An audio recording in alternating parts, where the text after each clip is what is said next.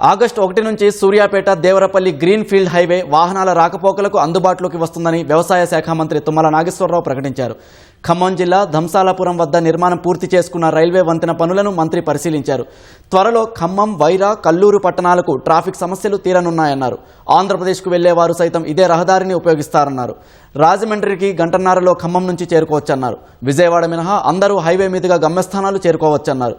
కోదాడ, కోరవి, భద్రాచలం, జగదల్పూర్ జాతీయ రహదారి పనులను త్వరలో పూర్తి చేస్తామన్నారు.